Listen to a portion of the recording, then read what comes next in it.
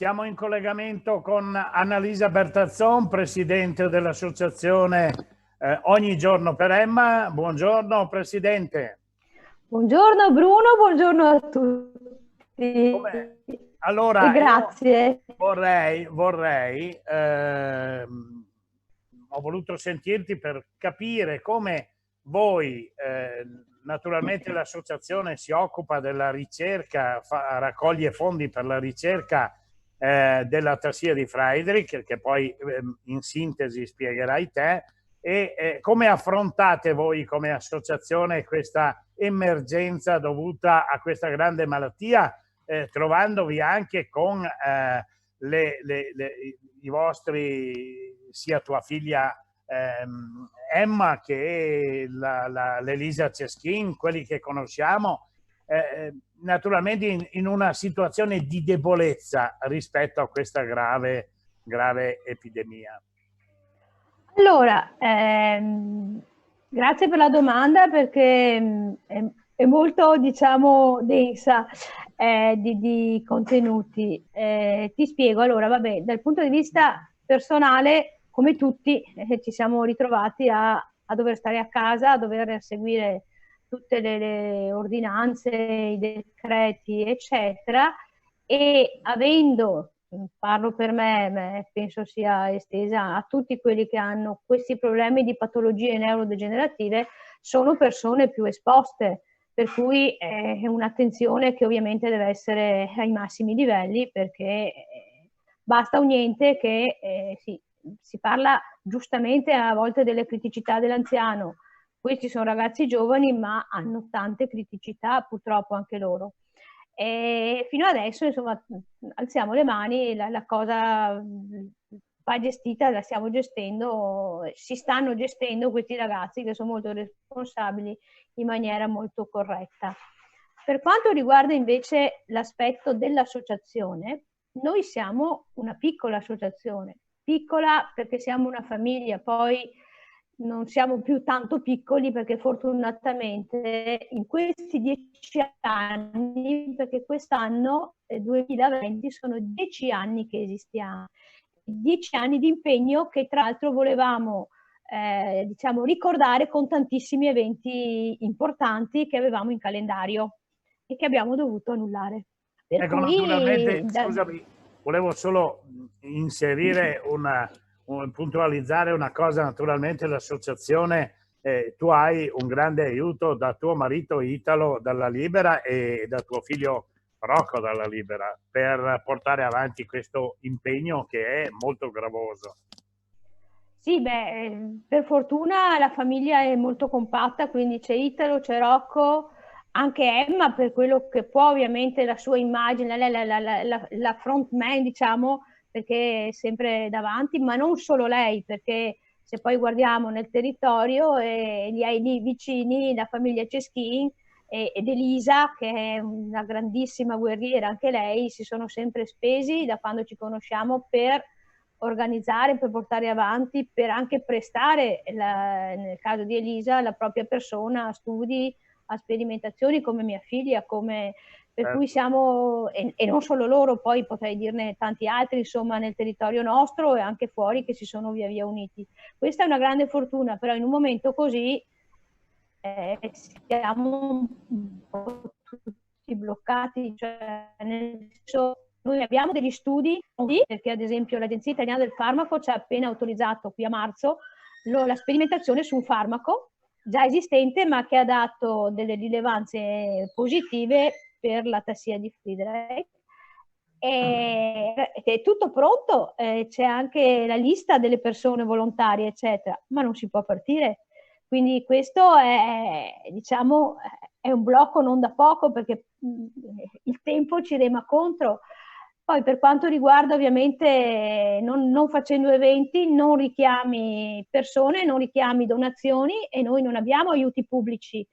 Tutto quello che abbiamo fatto in questi 10 anni è solo frutto di quello che abbiamo raccolto da persone, dai privati, anche da qualche azienda. Abbiamo avuto, per carità, che ci hanno sempre supportato per quello che potevano, però adesso il momento è talmente impegnativo e giustamente speriamo di venirne fuori da questo virus, perché siamo tutti sulla stessa linea, anche noi a livello personale, per quello che possiamo, diamo un aiuto alla protezione civile, questo come persone, perché tutte le persone, tutti i cittadini, non voglio adesso dire ma i veneti in primis, perché c'è stato veramente un impegno da parte di tutto il Veneto molto, molto forte per aiutare affinché l'emergenza venga gestita nel migliore dei modi. Però per noi associazione questo è un anno difficile. Puntiamo, speriamo appena si potrà ripartire con le dichiarazioni di redditi, che il 5 per 1000 ci dia una mano, che è sempre stata una grossa fetta, una grossa parte dei nostri aiuti, continui ad essere. Faremo, per chi ci vorrà aiutare, un passaparola, un tam tam più forte possibile, perché sarà probabilmente l'unico vero introito che potremo avere nel 2020. Ecco, certo. Questa è proprio, riassumendo, la nostra situazione. Certo, certo. Allora, noi abbiamo naturalmente una grande passione per la vostra, noi come Veneto Globe, una grande passione per la vostra associazione, non solo perché c'è coinvolto Ceschin e sua figlia, ma anche perché noi stessi, io in prima persona e i miei colleghi, sono veramente attaccati da un affetto, legati da un affetto grande nei confronti di Emma, dell'Elisa e anche degli altri ragazzi. Ne ho conosciuti di splendidi, affrontano il loro problema ancora col sorriso sulle labbra. E vorrei che questa pandemia insegnasse agli altri quanto è difficile affrontare la vita essendo sani. Immagina coloro che hanno delle patologie, tipo la patologia dei ragazzi, insomma. Certo, certo, è proprio vero, stai dicendo delle cose molto vere. Bene, allora io spero di avere la possibilità di sentire anche Emma, perché insomma ultimamente si è messa in maniera veramente impegnativa a studiare la sua patologia per poter affrontare non solo lei ma anche per gli altri, mi sembra la possibilità di trovare una soluzione studiandola. Diciamo che lei ha fatto una scelta di vita dopo le superiori molto impegnativa per lei e per noi ovviamente, perché poi l'impegno è sempre della famiglia, di studiare, ha scelto di andare a studiare a Trento, dove c'è un centro di biologia molto avanzato in Italia, direi uno dei migliori dal punto di vista dell'eccellenza della ricerca, e ha scelto biologia molecolare. Adesso sta finendo, ahimè, un po' più, diciamo, in maniera più rocambolesca di quello che era il programma, perché anche loro sono chiusi. Sta seguendo le lezioni online dall'appartamento dove vive a Trento, in compagnia di assistenti, ovviamente non è da sola, e sta preparando, sta facendo il tirocinio online e preparando la tesi di laurea per il primo ciclo, per il terzo anno, dove lei si era fissata dei paletti, speriamo, nel suo cuore. Lei dice: prima lo raggiungo questa prima meta, prima posso continuare poi a perfezionare. Certo. Peraltro la sua tesi, ma poi sarà lei a spiegare un po', è proprio incentrata sullo studio. Noi stiamo sostenendo ormai dal 2019, da febbraio 2019, uno studio molto importante, avveniristico per certi aspetti, ma che si rivelerà, come stiamo vedendo, anche per il coronavirus, che stanno studiando tanto sull'aspetto molecolare, sull'aspetto appunto della resistenza al virus, eccetera, per cui sono molto simili alla fine quando studi su queste frontiere nuove, no? Loro per un vaccino e noi per trovare una risposta il più definitiva possibile a questa patologia. E lei proprio lavorerà sul comparto di questo studio come, diciamo, tirocinante.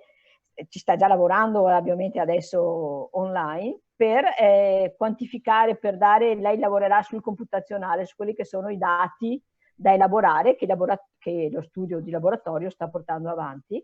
E per lei è un coinvolgimento a 360 gradi, oltre che di impegno, perché è molto impegnativo per una persona con la sua disabilità, con i suoi problemi, ma anche lei dice spero che questo, qua uso una frase che ha detto più volte, non me ne voglia Emma, ma a me piace per il contenuto, dice io ce la metterò tutta, se non sarà per me, sarà per qualcuno dopo di me. E qui è da capire proprio il suo senso per la scienza, per dire voglio essere al servizio. Annalisa, mi fai venire il nodo. Però sono le sue parole, sono le sue parole. Bene, Annalisa, io senti, ti ringrazio per il tempo che mi hai dedicato e grazie a te. devo fare veramente complimenti alla vostra famiglia, a Italo, a Rocco, a te, alla Emma, a Ceschin, all'Elisa, a tutti coloro che ti stanno vicini e questa è una dimostrazione, come dicevo prima, che in una situazione non di normalità, diciamo, come salute, state affrontando col sorriso sulle labbra i vostri problemi. Grazie Annalisa, un abbraccio a tutti e un arrivederci a presto. Grazie a te Bruno, grazie a tutto il vostro team, un abbraccio, un bacio a Franco, a Elisa, alla Daniela che è comunque parte integrante del gruppo. La lasciamo sempre da parte la Daniela. E invece se non ci fosse anche lei. È vero. E grazie davvero per questa opportunità, per questa giornata che mi avete, per questa intervista che mi avete regalato così col cuore. Mi fa molto piacere poter dire qualcosa anch'io, perché abbiamo diritto ad avere una voce e voi ce la state dando questa possibilità. Grazie infinite. Grazie a voi. Ciao, arrivederci. Ciao a tutti. Ciao.